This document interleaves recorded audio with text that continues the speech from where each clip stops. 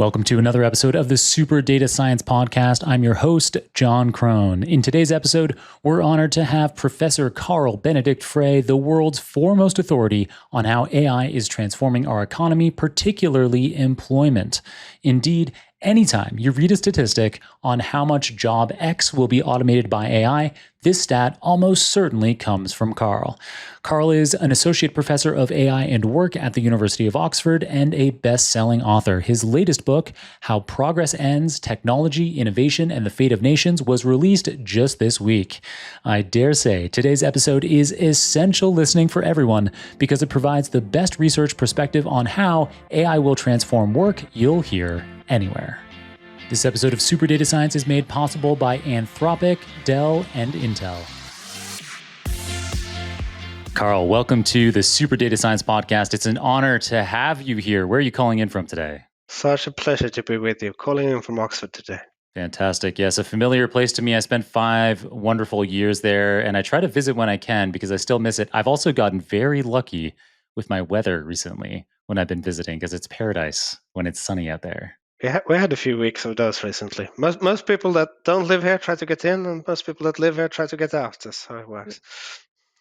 Most people that live there are trying to get out when it's sunny or all of the time? When it's sunny, mostly. I see, yes. Yeah, no air conditioning, I suppose.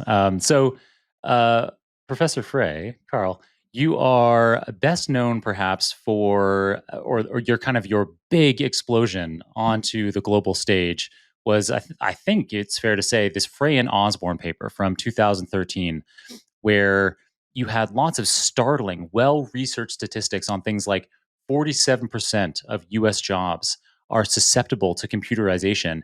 And so those kinds of stats, it led to that paper being cited tens of thousands of times. And it's the case that today, still, a decade later, when you come across statistics in news media or in academic articles about how much job X will be automated by AI, they're almost always referring back to that paper. I don't know if you have some comments kind of generally on what that journey's been like as a result of that paper coming out, and just you must constantly be seeing your name, your work featured in the news all over the world. Well, we certainly did not expect the number of citations that we ended up getting, and we certainly didn't expect the media storm that followed. But I think it suggests that we were on too timely topic at the time. Obviously, since Gen AI, the field and the interest in AI has reached a different level. And as you mentioned, this is 10 years ago. So this is, IBM Watson playing Jeopardy. It's a different era altogether. But we did notice at the time that, the way that social scientists, economists tend to think about automation is sort of routine, rule-based activities that can easily be specified in computer code and be readily automated. And at the time, we were seeing computers do many things that are non-routine, medical diagnostics, playing Jeopardy, driving cars. And so we tried to sort of update the framework for how we think about sort of what the division of labor between humans and computers is likely to be going forward. Yeah, it was fantastic work. I think what people really liked about it was how it made it seem like the finger in the air had a lot more. It was rooted in a lot more data and thought than previous reports at that time, and I think that's a big part of why it took off. Now, in the meantime, in the past decade, you've written a couple of books.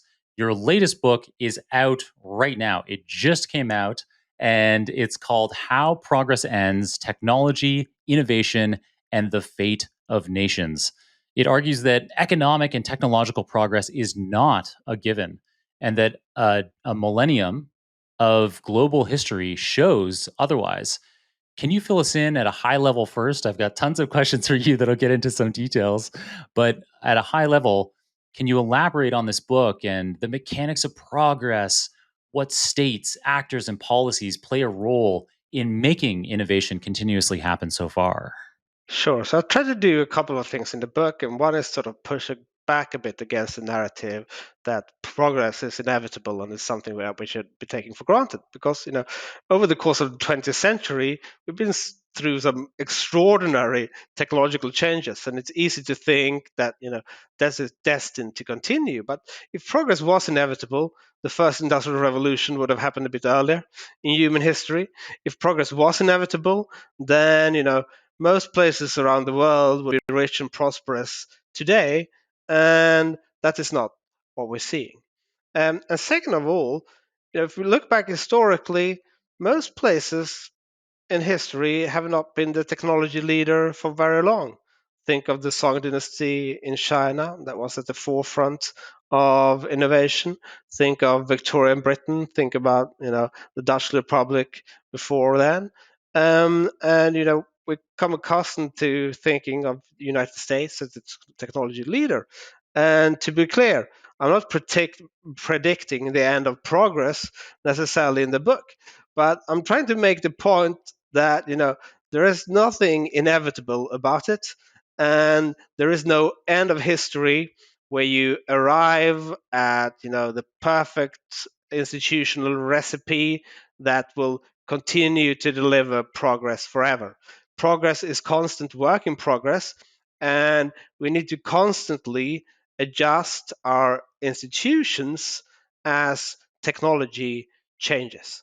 And so I believe that's sort of the key message of the book. Yeah, and so given that it's not a given that technological progress will continue, what are some of the key lessons we can draw from the past to know when to adjust policies and to avoid stagnation and even collapse? So technological progress entails two quite distinct phases, right? So if you're a tech entrepreneur at the early days of setting up your business, you're trying to figure out what it is that you want to do, what your business model is, what your prototype is, right?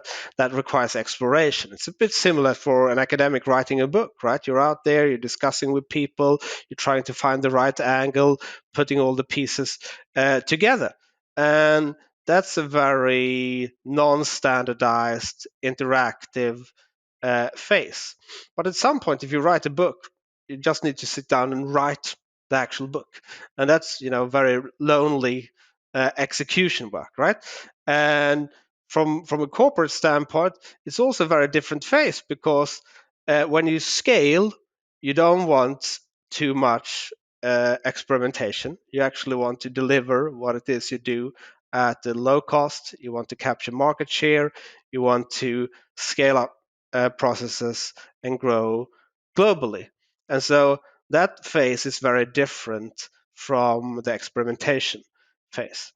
And if we take that to sort of a nation state level, some places do exploration better than others, and some do scaling better than others, right? So if you take the most centralized economy the world had ever seen, the Soviet Union, if you were an aircraft engineer in the Soviet Union and you wanted to get funding for your project, you could go to the Red Army and ask for funding. If the Red Army declined, maybe you had one or two or three at most other options. If they declined, your idea would die with you. And obviously, the only chance you have of getting something funded to begin with was if your ideas aligned with the national priorities, right? If you take the United States, there's no given that you will succeed in the US either if you have a good idea, but it's more likely. So when Bessemer Ventures declined to invest in Google back in 1999, with the benefit of hindsight, it doesn't seem like a good idea. But it ignores the fact that Google was by no means a safe bet at the time. Alta Vista, Explorer was out there, and other venture capitalists like Sequoia took the risk to invest, and it yielded an extraordinary return, right? But somebody actually needs to invest in that project in order for us to know whether it will be successful or not. Somebody needs to take that risk. And in a decentralized economic system, there are more people that can take different bets. There are more technological trajectories that can be explored. And as a consequence of that, breakthrough innovation is more likely to happen in decentralized systems. Now, when it comes to scaling, it's a very different process, right? And we tend to forget, that the Soviet Union was actually growing quite rapidly for several decades. Didn't necessarily benefit the bulk of the population because much of that focused on heavy industry, and the economy bore a huge military burden. But it did very well in sectors like steel, for example, right? And so, what the Soviet Union can do very effectively was to mobilize resources and scale. And that took the country, in technological terms, um, uh, reasonably far. And so, if you want to understand both why the Soviet Union grew rapidly and understand why it collapsed in the 90s when the computer revolution took off, well, I think you need to understand both of those phases. So if you look at uh, economic and economic history scholarship, they tend to explain the wealth of nations through the lens of three factors, being culture, geography, institutions. If you take geography, the geography of the Soviet Union was basically the same in the 1950s when it grew rapidly as in the 1991 when the Soviet Union collapsed. If you take institutions, well, actually, if anything, the Soviet Union had better institutions at the time of collapse because Gorbachev was pushing both glasnost and perestroika and was opening up the Soviet economy. And finally, well, cultural terms, probably not much of a change. You could perhaps argue that the radio waves that from Western Europe traveled traveled through the Iron Curtain, and people in Soviet Russia were suddenly exposed to Western radio, television ideas, and that probably had some impact on the local culture as well. But if anything, that should have made Soviet Union more Western and progressive. And so, if we want to understand both the rapid growth and the collapse, we need to understand, I argue in the book, the interaction between culture and institutions and changes in technology. And the Soviet Union was not well equipped to capitalize on the computer revolution when it arrived. Data scientists, it's time to talk about your tech. With Windows 10 support coming to an end, now is the perfect moment to rethink your setup. Enter Dell AI PCs powered by Intel Core Ultra processors. These devices are built for the demands of modern data science, delivering faster performance, smoother multitasking, and the power to handle even the most complex workflows. Whether you're training machine learning models or analyzing massive datasets, these PCs are designed to keep you ahead of the curve. Don't let outdated tech slow you down. Visit Dell.com/shoppcs to explore how you can upgrade your device and elevate your work. That's Dell.com/SHOPPCS. That's so interesting. It had never occurred to me that the collapse of the Soviet Union was related to computing. I always kind of assumed it was political factors or just kind of inefficiencies of the system in general. So it's interesting to hear that computing specifically accelerated the demise of that kind of centralized system. It's also interesting to me that you mentioned Bessemer and them not investing in Google. I was at the time of recording, I was just in the Bessemer office in New York this week, and I think their website is very funny because they have this anti-portfolio that includes all the companies they didn't invest in that if they had, they'd be doing much better. So they have Google in there, Airbnb, Apple, eBay, Facebook, Intel, PayPal, Zoom, and so on. And I think it's quite a funny thing. It's nice to see a VC firm not take themselves too seriously. Very much so, indeed. I should, if I kept such a list, it would be a very long list. So nobody would read it that way. um, so going on with this idea of differences in different kinds of systems, in your book, you cite a sociological studies showing that a network with a plethora of weak ties generates a greater circulation of information and ideas than a network with a few strong ones. And so that reminds me of what you were already saying about how, the Soviet Union, you'd only have a couple of chances, these couple of big opportunities to get your engineering idea across. Whereas in the U.S., there's lots of these weaker ties. I might be taking liberties with these two different pieces and kind of blending them together, but you describe weak tie networks as our collective brain. And so, could you unpack a couple of examples from your book, like the rise of Silicon Valley and the unlikely development of mRNA vaccines, and how these two examples illustrate the role of weak ties in driving technological innovation? Sure. So the concept of the collective brain, I've admittedly borrowed from you, Henrik, and weak ties come from Granovetter, a paper published back in the 1970s. But I think it very much illustrates the point I was trying to make earlier, and the point that you also mentioned in the context of mRNA vaccines, right? And so how that plays out in different political systems. So you know the mRNA vaccines that turned out to be the most effective against the COVID-19 pandemic, they were essentially developed within a couple of months of us identifying the virus. But the science behind it has been in the making several decades earlier. And so Kathleen Kariko, who grew up in socialist Hungary, fortunately for us, left, came to the United States, where she, even in a decentralized system with many good universities, many pots of funding, struggled for decades to get funding, was denied tenure at her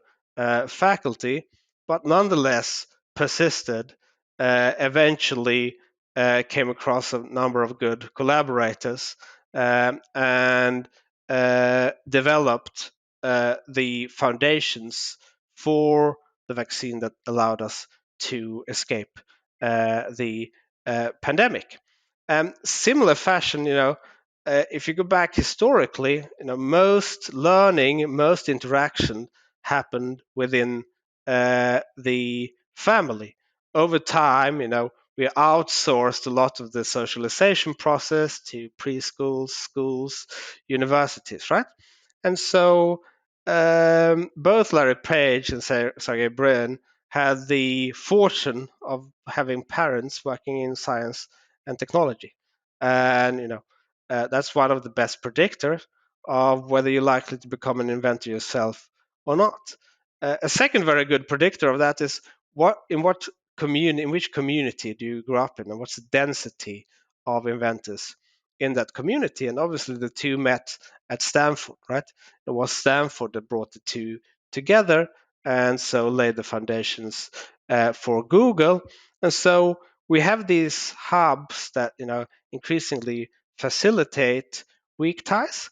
I should say that's not just an artifact of democratic societies. It's something that we see in Russia and in China as well.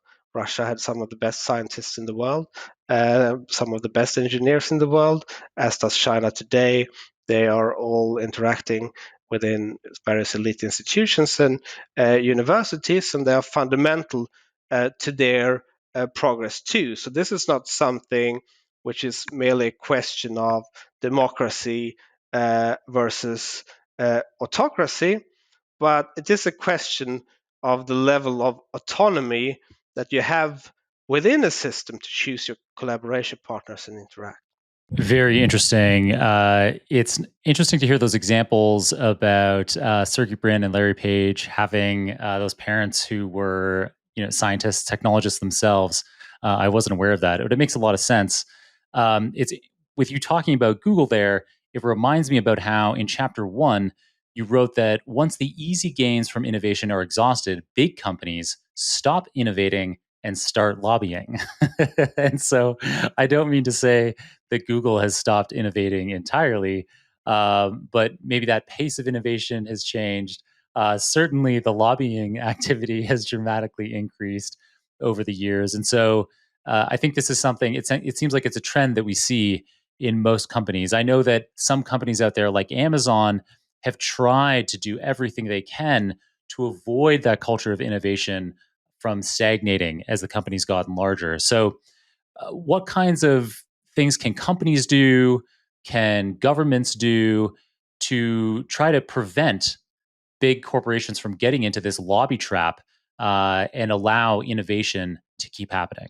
That's a great question. So maybe just sort of highlight the conceptual framework of the book a bit more detail, right? So I mentioned earlier this sort of difference between exploration and exploitation, right? And so at some point you move into exploitation, you try to reduce costs through process innovation in what you're already doing, but at some point you run into diminishing returns, right? So there's only so much use in the lemon that you can squeeze out, and at some point the marginal return to investing in protecting yourself against competition is going to be higher than the return you get from incremental improving production processes. And that that stage essentially for continued growth you need something new, but incumbents are less likely to deliver that for fear of undermining their own business model, right? And so we saw that with Kodak, for example, is a classic example that was at the forefront of digital cameras, but for fear of cannibalizing their existing business model and undermine the revenues, they didn't launch it. Google is another good example, which were uh, essentially responsible for the transformers, but the 7 people that developed that ended up leaving the company, and perhaps for fear of undermining their ad-based model, they didn't launch the kind of generative AI that OpenAI was first to launch. So that is a key challenge. Now, I don't want to suggest that companies like Google are not innovating. Of course, they are. But they also have a tremendous amount of inventive and creative talent, right? It's a bit like, you would never say that China is not able to innovate. They have some of the best talent in the world. But if you have some of the best talent in the world, you should expect that. And the counterfactual is, are those inventors more productive in China than they would have been in the United States? And are those software engineers and the talent at Google more inventive than the startups or the other firms that they previously were at? Now, I don't know the answer to that question in Google specifically, to be clear, but we do have research that shows that, generally speaking, more and more creative talent is clustered in a few incumbents. And generally speaking, those inventors are less productive within those incumbents than they were at the startups they previously worked, where they tend to have greater autonomy. So, I think you can make a reasonable case, and I hope I make a reasonable case for this in the book, that, in terms of innovation, we would be better off having more competition and more entry that we currently have, right? So, United States, I live in Europe, and here a key concern is we don't have dynamism, we don't have productivity growth, our economies are stagnant. But if you compare to uh, what the United States looked like in the post-war era or in around the 2000s in productivity terms, the US is not doing particularly well either, right? And business dynamism in the United States is in decline too. And so that is a key challenge.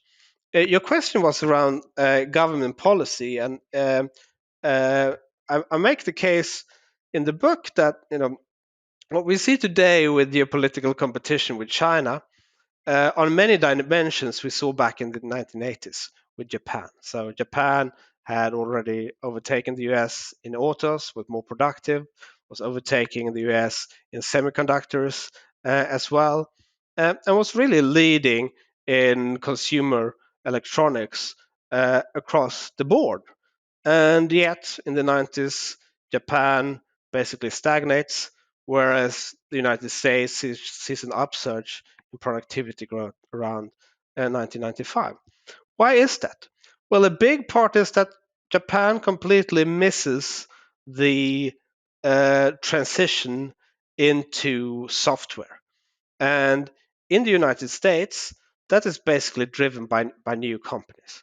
And that is in large part, I would say, due to competition policy and antitrust, right? So you have the lawsuit against IBM, which forces the company to unbundle hardware and software, opens up the market for players like Microsoft to enter.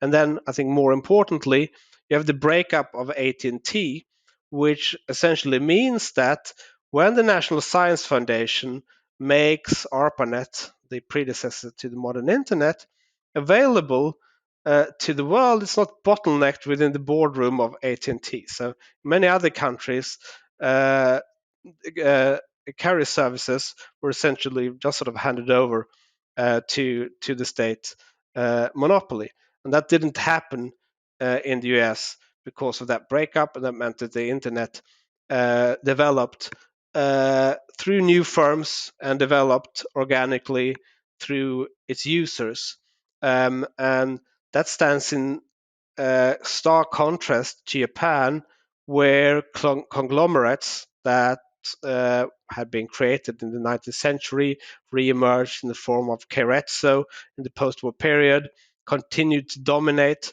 They were very good at coordinating production activities, sharing technology amongst them, scaling up production, but they also erected very significant barriers to entry.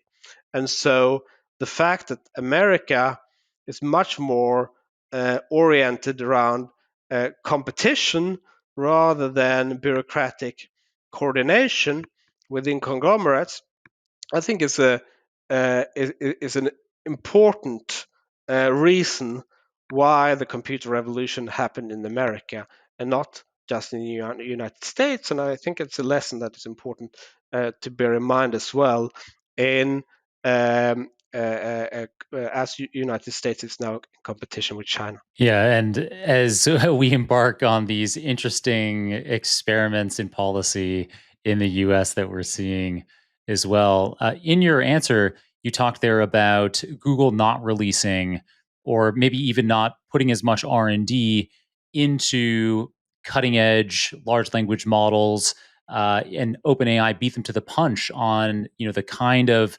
highly intuitive conversational interface that we saw with ChatGPT around the release of GPT 3.5. And so I want to talk about LLMs a little bit, which my audience will probably really enjoy. In your talks and in your writing, you've expressed skepticism about using LLMs to automate human ingenuity. You've described them as engines of statistical consensus, prone to driving discovery by majority vote, and so that they're therefore unlikely to produce novel or inconceivable ideas. I'd love you to dig into that a bit more. It's something that I can completely understand. Yeah, so I wonder what you see in the near term, or maybe if there are some kinds of you know, I realize that this isn't necessarily your area of expertise, but I don't know if you have ideas as to how, in the longer term, perhaps machines could be more could have more invention themselves. So let me just make two observations on that. So two of my Oxford colleagues have these thought experiments where they imagine an LLM in 1900 being asked the question, "Will humans ever be able to fly?" Uh, Consider just for a moment the training data set, right? They would have a long list of failed experiments with humans attempting flight. They might have looked to birds as the best evidence that flight is in principle possible. But even there, there's no bird that weighs more than 30 pounds that's able to get off the ground. Larger birds like ostriches don't fly. And so I think it's highly unlikely that any LLM trade upon data available up until 1900 would have given us a blueprint for what the Wright brothers achieved. Now, we can always argue about, are LLMs creative? Are they not? They do, recombination very well. Some of that is arguably new. Some of that is arguably novel. But if you take an algorithm and you train it on impressionist paintings, well, the outputs are going to be fairly close to impressionism. You're not going to get to conceptual art that way. And so there are certain leaps that state of the art AI uh, isn't capable of, that I think humans are capable of. And so I think that means that in the sort of frontier innovation and discovery that I'm talking about in the book, for now at least, humans are safe. I'm very happy to entertain the possibility that that could change in the future. And to be clear, I'm not a computer scientist, and it's not clear to me what the path forward is. But let me just make some observations there as well, right? So, first industrial revolution powered by steam, right? Early steam engines are tremendously energy inefficient, right? And as a result, they basically used to drain coal mines, and even that they can't do particularly well, right? What's really required is what separate condenser to make the steam engine energy efficient, and then you have several tweaks by others as well, applying it to steamships and railroads, etc. And that's what makes it useful. I think AI is still in a way waiting for its separate condenser moment. I think if the world was just a static distribution of events, you can brute force it. And but the world is not just a static distribution of events; it's changing all the time. And so I think a key challenge going forward is building AI that can, like us, sometimes we, misjudge new events as well, but that can uh, essentially that are relatively resilient to new situations and new circumstances. And I think another example of this is related to the game of Go, right? We all know 2016 AlphaGo beats the world champion. Back in 2023, Stuart Russell and his lab puts out this paper showing that well, we already achieved superhuman performance in that domain, right? But still, human amateurs using standard laptops are capable of beating the best Go programs convincingly by exposing them to new concepts. And so I think that tells us something. There are probably people out there that have ideas how to proceed on that front, but we're not there yet, and so I do think that that is a remaining challenge. For my listeners who want to level up their AI career through hands-on learning, ODSC AI West, October 28th to 30th in San Francisco is the place to be. I know this conference well, and what sets it apart is that it's all about doing, not just listening. You'll gain practical skills by working directly with cutting-edge tools and frameworks in immersive hands-on workshops and tutorials led by some of the world's top AI experts. Beyond the training, ODSC AI West also brings the AI community together with hackathons, networking receptions, book signings, and more, giving you the chance to learn, practice, and connect all in one place. Use the code SUPER at checkout on odsc.ai for an additional 15% off your pass. That's odsc.ai. That was a fascinating answer, as all of your answers have been so far. It's nice to feel that there's a little bit of evidence that at least for the coming few years, maybe people like me, people like our listeners who are writing code, developing AI systems, that we might still have some ingenuity to provide that the machines we create won't be able to replicate. We'll see what happens. And so, on this note of uh, the AI labor market transformation, something that I haven't mentioned yet is that your title at the University of Oxford is the Dieter Schwartz Associate Professor of AI and Work. And you're also the Director for Future of Work Research at the Oxford Martin School, which is one of the world's foremost futurist research departments. And so there's a lot to be said about AI and work. And through your articles, interviews, talks, books, you've contributed enormously to the public discourse on this subject. So, starting with to kind of get this conversation going, a fairly recent development is this wide reporting that these kind of deep fake AI job applicants are successfully applying, interviewing, and securing remote jobs sometimes even as coordinated scams out of North Korea. And so, if LLMs can be generating plausible essays and AI agents can participate in meetings, um, what what does authentic intellectual and social mastery look like? I guess, in other words, how should we be redesigning assessments and collaborative, the norms for how we collaborate, um, in order to separate deep critical understanding from this kind of sophisticated, increasingly sophisticated mimicry that we get from LLMs? It's a great question. So to be clear, I might sort of come off as an AI skeptic, but I'm thoroughly impressed by what I've been seeing over the past couple of years, right? And the latest models are probably better teachers and tutors than I am across the board, right? And they are probably better than almost anyone apart from perhaps the world's leading experts in a given field.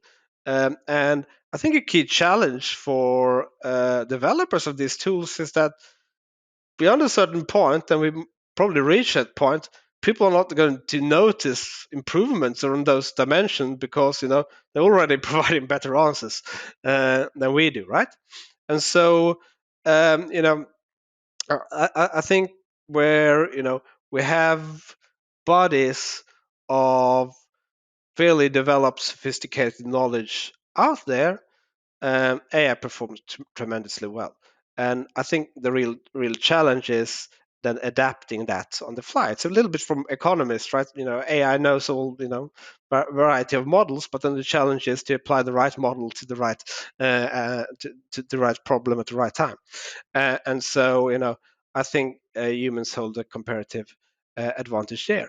I do worry about what you mentioned, and we do have some evidence that, for example, generative AI has reduced trust in news, and that's a key concern. At the same time, seems that it boosts the relevance of brands, and so I think brands that build trust are becoming increasingly important uh, as artificial intelligence improves, right? And so, the same applies to podcasts.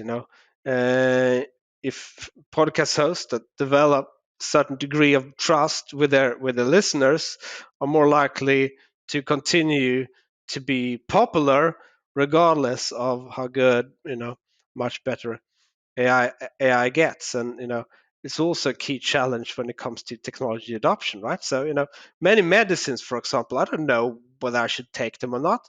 I trust the institution behind my doctor that provides good evidence, but those institutions do not exist all around the world, and that means that people don't take their medicine, or they take the wrong medicine. And I think that trust is just going to get more important. Yeah, interesting that kind of trust sounds like a key component there, and hopefully, maybe I should start running sponsor messages about how much my audience should trust me. What a reliable podcast host I am. Um, uh, Continuing on this note of how AI is disrupting labor markets, um, in an interview recently, you noted that the distinction between jobs changing, occupational change, job elimination, occupational elimination, that these lines are very blurry, making it hard to gauge the real scope of automation. And then in another presentation, you showed how startups are creating fewer jobs than they once did, suggesting that new technologies may be relying less on human labor. And separate from you, Sam Altman, the OpenAI CEO, predicted that AI may make it possible for one person to build $1 billion company very soon, he says. And so this seems to be quite a potentially transformative moment in the labor market. Even in ancient civilizations, manual labor was treated as lower value work, and societies were stratified accordingly. But it seems like we're heading into a world where potentially plumbers could be earning much more than lawyers. And so what are your thoughts on how these on how labor is being transformed so rapidly by AI, and how income, how social stratification could change in the coming years. So a lot in there to unpack. So I think to start with the first question around jobs and tasks, and you know jobs changing might not might have the same effect on workers as jobs being displaced. So if you take a job like a laundress or a lamplighter, right? We didn't automate away the jobs of laundresses by building a robot that would walk down to well, perform the motions of hand washing, and then walk up to the house and hang the clothes to dry. We did that through the electric washing machine, which does a sort of very different set of motions and procedures.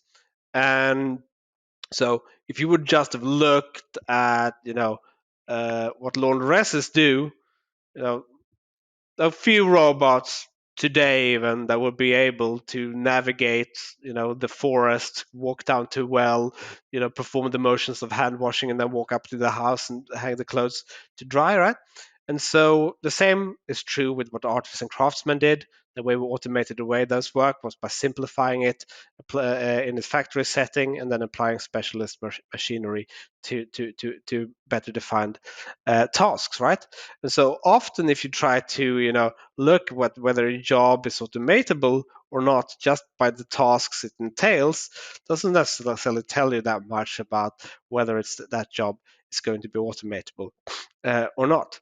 And I think more importantly, from the perspective of the individual, it might not even matter that much if the job just changes or is replaced, right? So sometimes I'm here, in school buses. Even if the bus drives itself, you will still need somebody in the bus to look after the children, and that might well be true. But that person is not going to need a driver's license and is going to have an entirely different skill set than the bus driver. So the bus driver will probably be replaced with somebody else. And from the viewpoint of that person, that doesn't make necessarily much of a difference. So I think the distinction there is uh, is quite blurry indeed.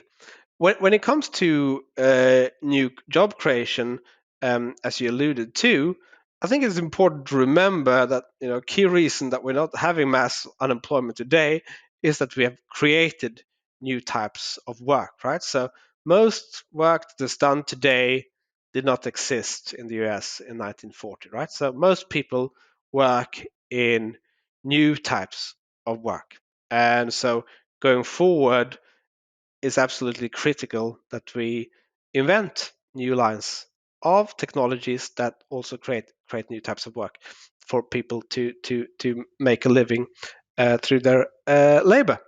And a key concern is that uh, new firms are not expanding and growing as rapidly. They're not as job creating as they once were. And I think um, that is not just a concern in the sense that it created fewer jobs.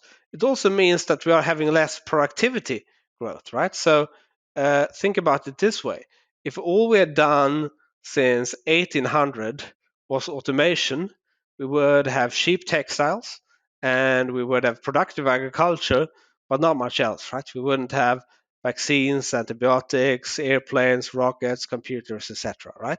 And so most prosperity comes from actually doing new and previously inconceivable things, right?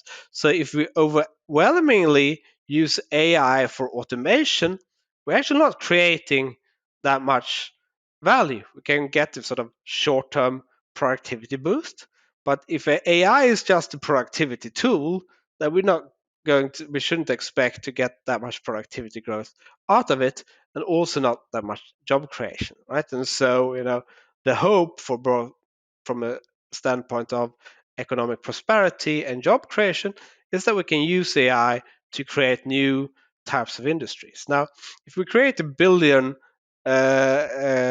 dollar firm with one employee, that's good for that employee, right?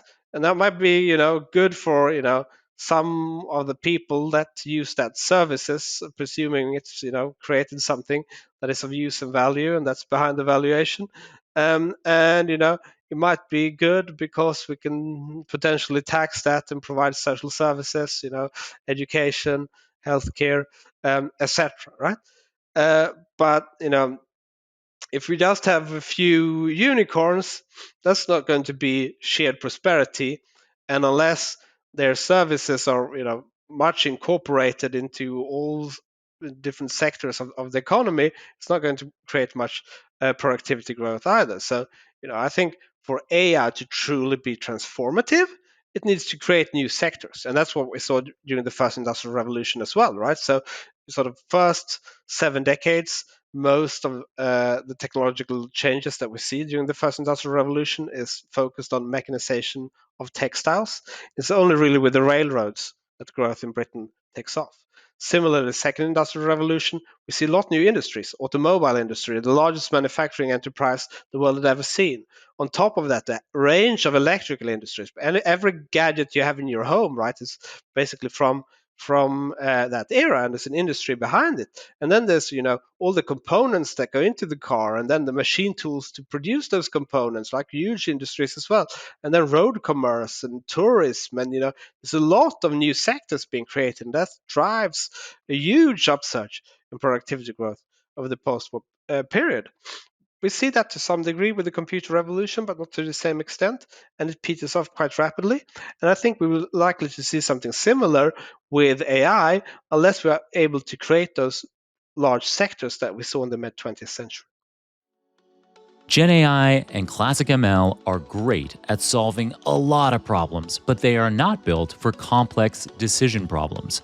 Mathematical optimization is the perfect complement to these skills for decision making at scale. Trusted by companies large and small, Gurobi optimization is the fastest and most reliable optimization solver. To see the value of Gurobi optimization with tons of real case studies and build the optimization skill set with tons of learning materials, head to gurobi.com/learn. That's GUROBI.com/learn. Yeah, I suppose it's very hard to predict what industries will emerge, what kinds of jobs will emerge when it's so many steps down the line, just as it would be difficult in 1900 to imagine.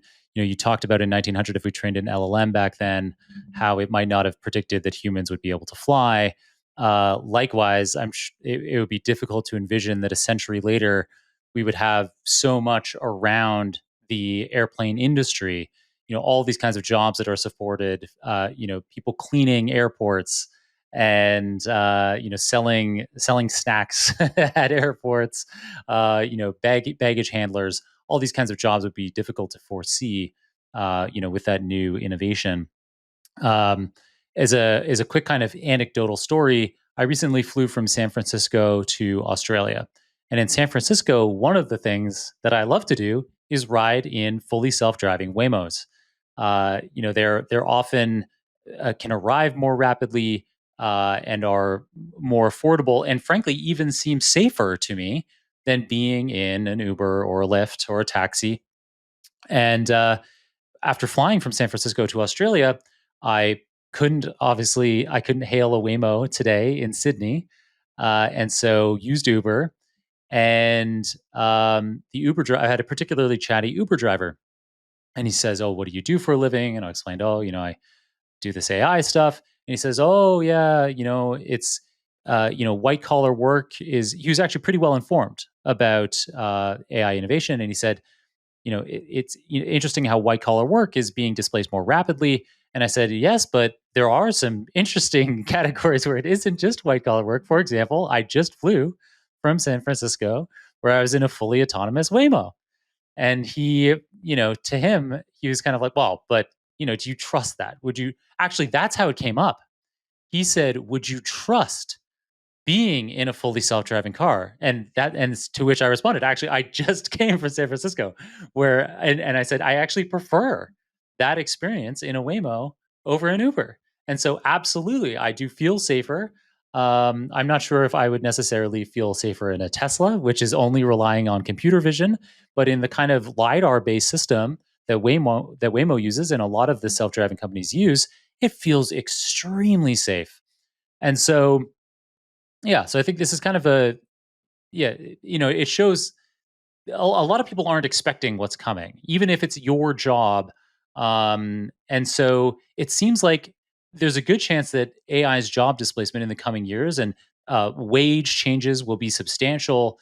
Are there lessons we can draw from the previous industrial revolutions to enact sensible policies that will balance innovation with worker protection and ease the social shocks?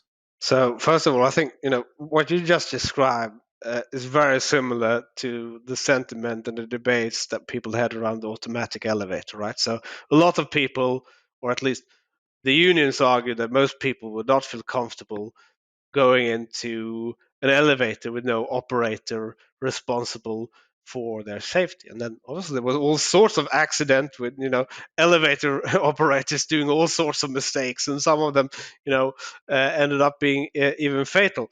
And so I think there is tendency often to think that humans trust humans more, but uh, I think there's not that much required for us to be convinced that that is not the case when we see the performance of these technologies. And so, as more and more people will come in contact with driverless cars, as you just described, I think that's going to change very, very quickly. And as a bit of a side note, back in our 2013 paper, most of the jobs that we estimated are fully automatable, right? They are in transportation and logistics, and I think we're still just very much at the beginning of that transformation. When it comes to white collar work, I think it's true that for the most part, right now, it's not the entire job that is going to be replaced, or certain tasks within. But I think it's also true that AI is making a lot of white collar work, a lot of creative work much, much easier. And if it becomes easier, then it reduces barriers to entry. So it's a bit like GPS technology in taxi services. So you know GPS technology essentially meant that knowing the name of every single street in Oxford was no longer a particularly valuable skill. And so when Uber came along, anybody could essentially get into his or her car and then top up their incomes on the side. With professional service jobs on top of that, those jobs are not trade those jobs are tradable, right?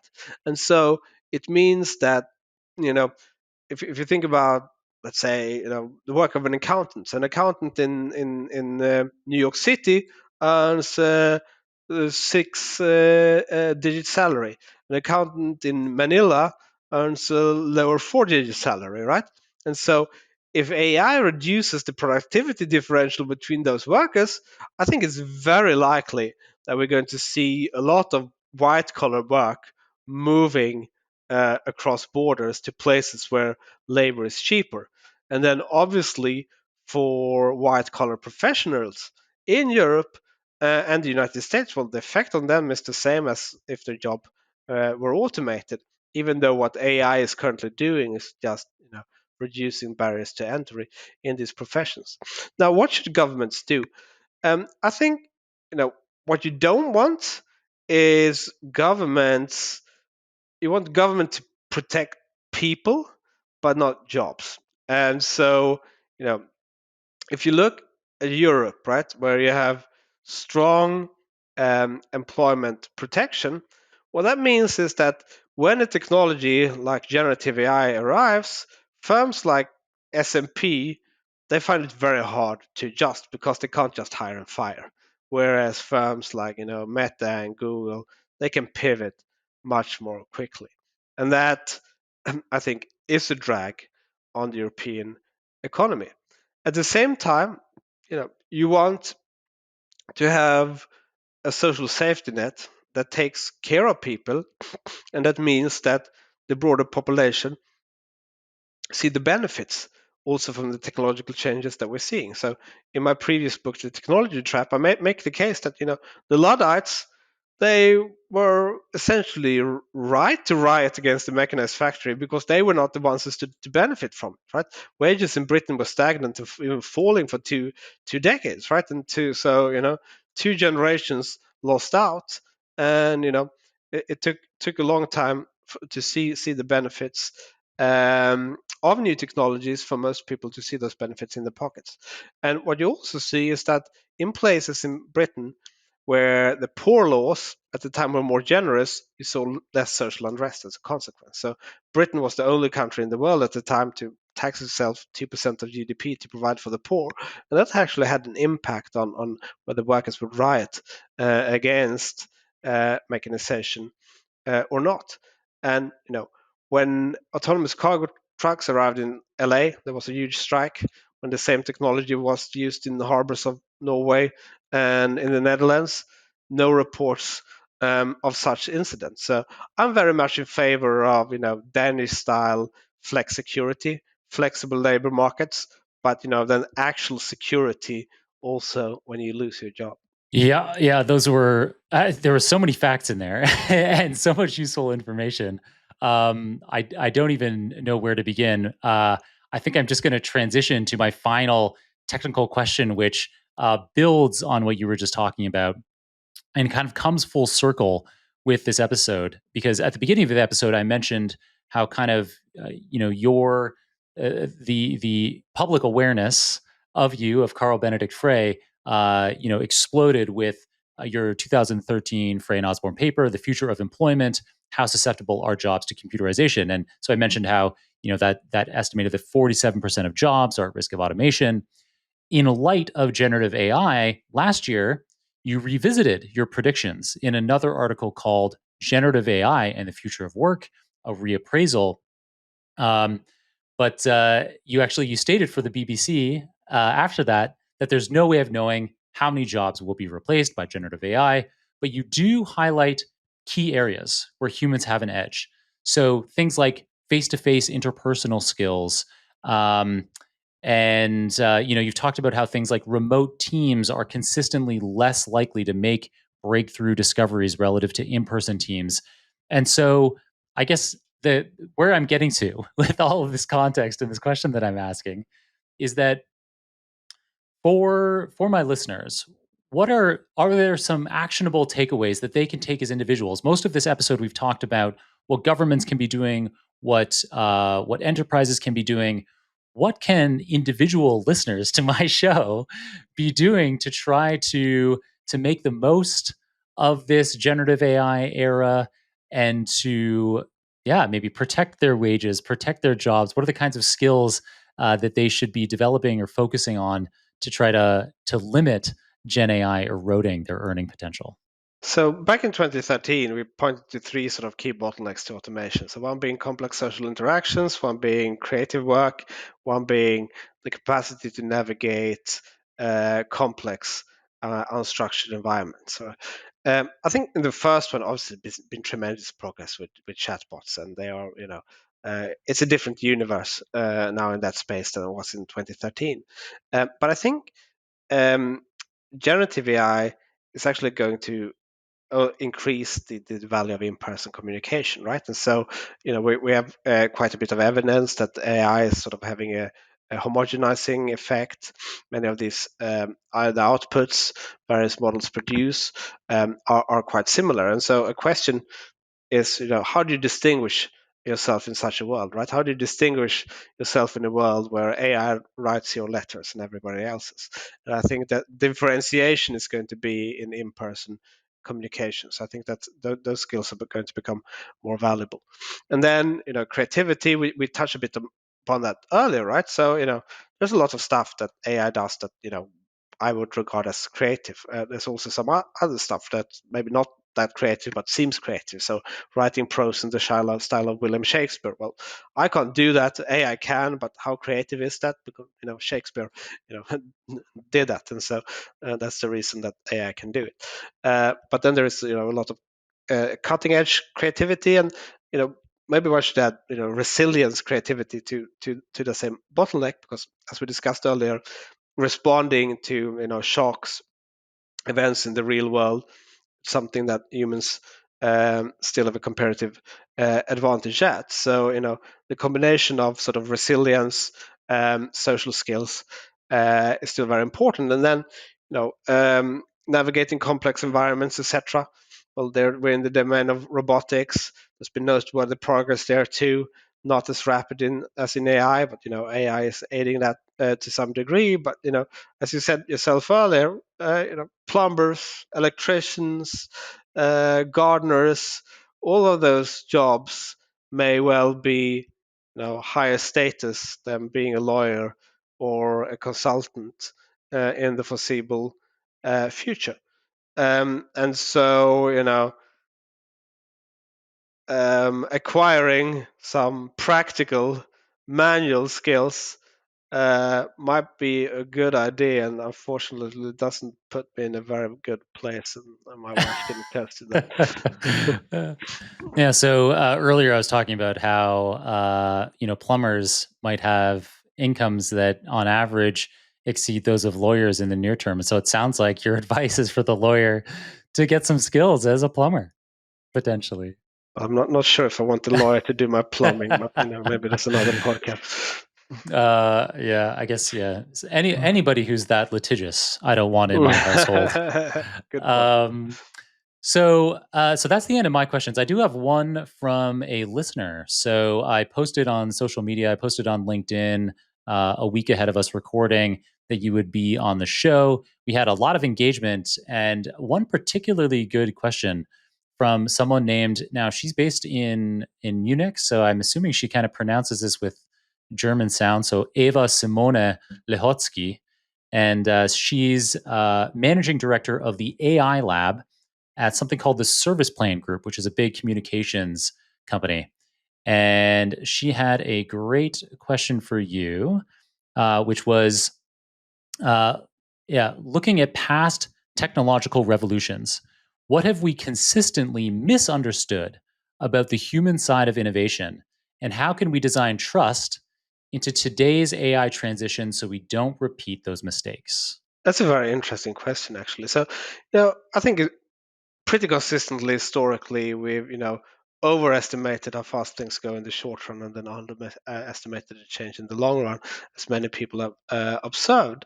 But with regard to trust in particular, right? So when researching my first book, it struck me that the very first train ride between Manchester and Liverpool in Britain actually killed a member of parliament, right? And that was a huge tragedy, but it didn't stop the rollout of the railroad network. If you look at early tractors and automobiles, they were extremely unreliable, sometimes exploded, various accidents, still didn't stop adoption. I think we've become obviously much more cautious as a society when it comes to rolling out new technologies.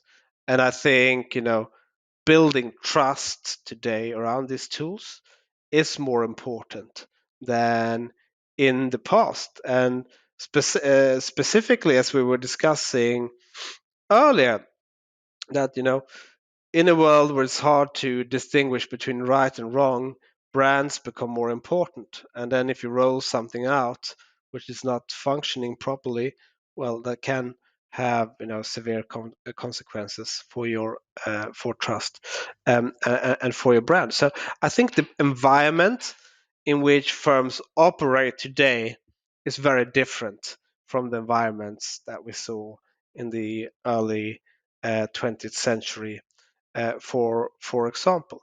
So there is this constant tension between trying to build trust and reliability, but also not let the perfect be the enemy of the good, because there's also a real risk that we end up over regulating. There is a lot of things that are completely unforeseeable.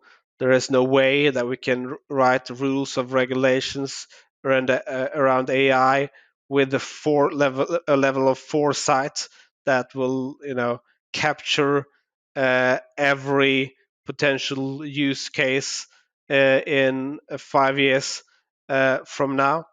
And so, experimentation is also absolutely critical to the rollout of the technology. And I think it's fair to say that had ChatGPT not been released, we wouldn't even be having these conversations around AI regulation, right? And so we need to, um, actually release some of these technologies into the world for them to be tested and for regulators to collect information about how to regulate in the first instance. Excellent. Thank you for that great answer. And thanks to Ava for the question to bring all of that out.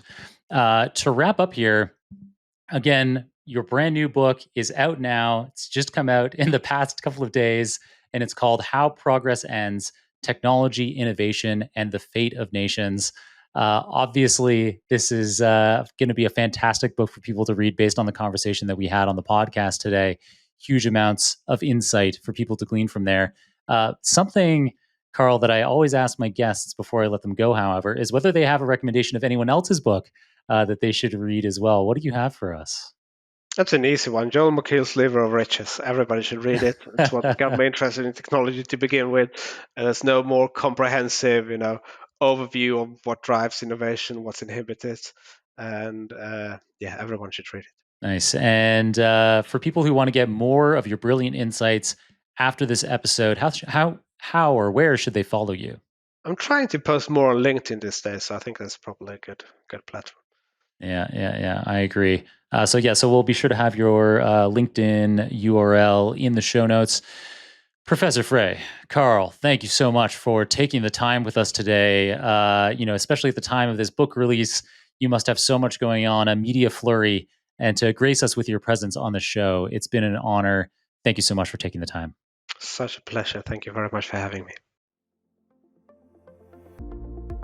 Well, what an honor to have Professor Carl Benedikt Frey on the show today. In today's episode, he covered how centralized systems like the Soviet Union excel at scaling existing technologies but struggle with breakthrough innovation.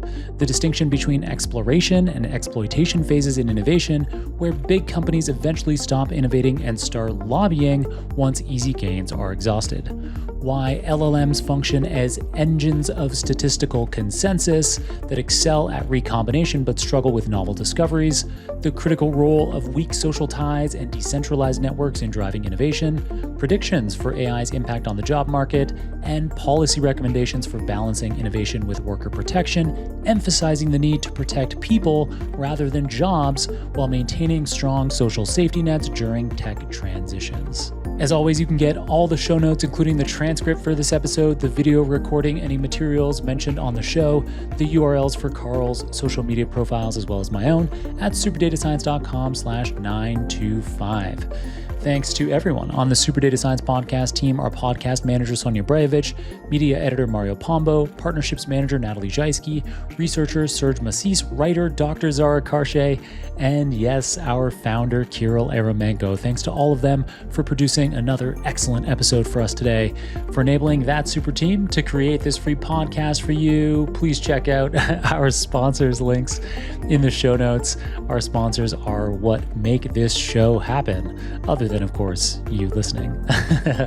And if you yourself are interested in sponsoring an episode, you can get the details on how to do that at johnkrohn.com/podcast. Otherwise, share this episode with folks that would enjoy it. Review the episode on your favorite podcasting app or on YouTube. Subscribe if you're not a subscriber, but most importantly, just keep on listening. I'm so grateful to have you listening, and I hope I can continue to make episodes you love for years and years to come. Till next time, keep on rocking it out there, and I'm looking forward to enjoying another round of the Super Data Science podcast with you very soon.